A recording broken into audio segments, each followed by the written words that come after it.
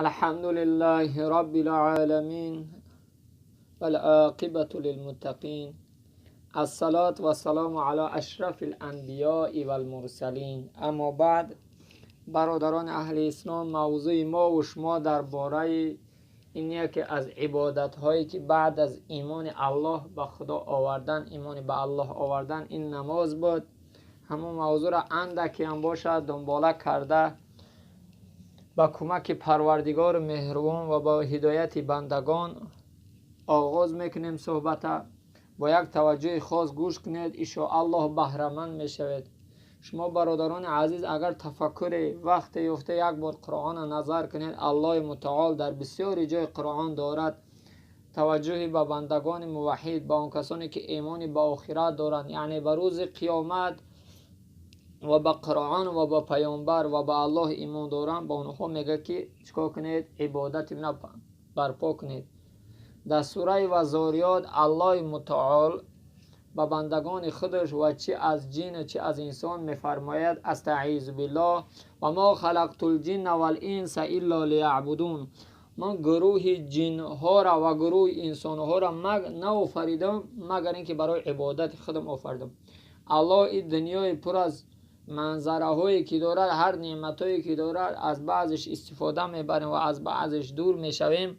الله بیهوده یا نآفریده است. الله ما را در این دنیا خلق کرده است تا اینکه بندگی او را به جا بیاریم، تا اینکه خداوند را عبادت کنیم. به همین مقصد نگاه کنید برادران اهل اسلام، وقتی که ما و شما میخواهیم سفر کنیم برای به مهاجرت از دولت ما بیرون که میشیم، پدر و مادر من و شما را دعا میته و با چی مقصد در دعاش چی میگه؟ بچه‌م ساق سلامت برای با دست پرفیض پربرکت ساق سلامت بر بگردین. میگه که مقصد پدر و مادر فرزند دعا میته چیکار کنی؟ ساق سلامت برای کار کنی. الله هم به یک مقصد من را آفریده است. کمتر توجه به قرآن کنی برادران، بر احادیث گوهربار رسول الله صلی الله علیه و آله کنی که من را آفریده است به خاطر چی؟ به خاطر بندگی. در دیگر حدیث رسول الله صلی الله علیه و آله در حدیث گوهربار خود میفرماید: بین العبد و بین الکفر ترک الصلات. بین ما مسلمان ها و بین کفار مشرکا این ترک نماز است.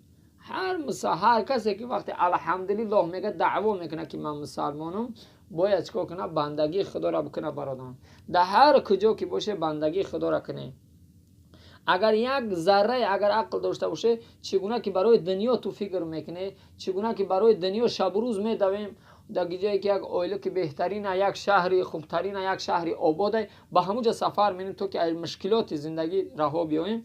برای دین ما باید غم بخوریم، باید برای ایمان عبادت ما غم بخوریم. غم دین خور که غم دین است، همه غم ها فروتر از این است.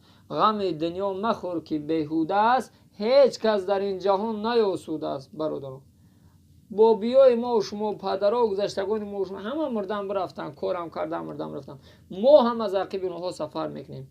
نه که وای بر حال ما که ما به توشه بریم، تنها بریم، روسیا شرمنده میشیم. به همین خاطر گوش کنه یک میده عقلات نکول فرمه. حدیث نگاه که پیامبر خدا صلی الله علیه و چی میگه؟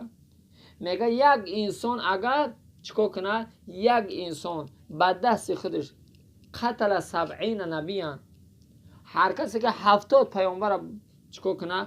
بکشه. یک انسان کشتن چه گناه کبیره که الله میگه یک انسان مسلمان به گناه میکشه، او را من در جهنم ابدی میگذارم. الله میگه 70 پیامبر بکشه و احرق 70 مصحفا، 70 قرآن بسوزونه. پیغمبر میگه این قرآن به طهارت قبیدن برادران اهل اسلام این خود گناه ها.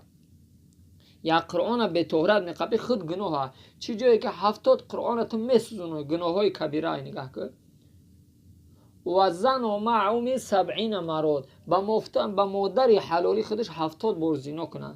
نعوذ بالله. نگاه کن، از همه گناه کلان زنا این به مادر خود زنا کردنه.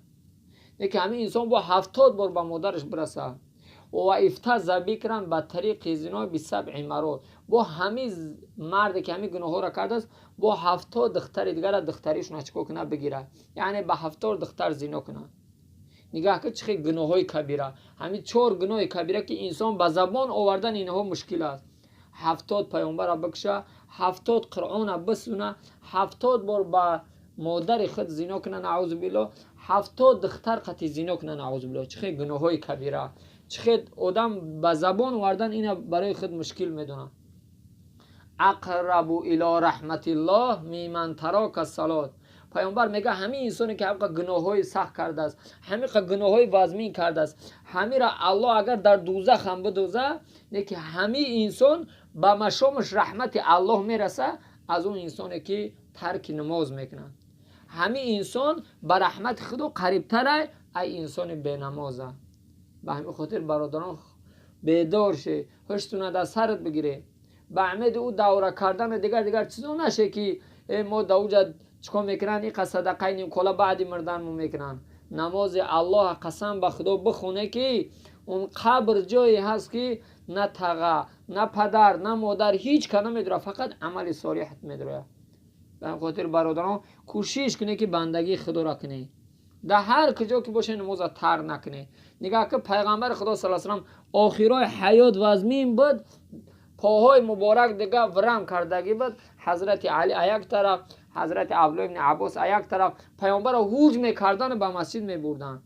چند بار در روایت میاد که هوش رسول الله صلی الله علیه و سلم رفت دره، یکی بعدا با چکا خیز با مسجد رفت.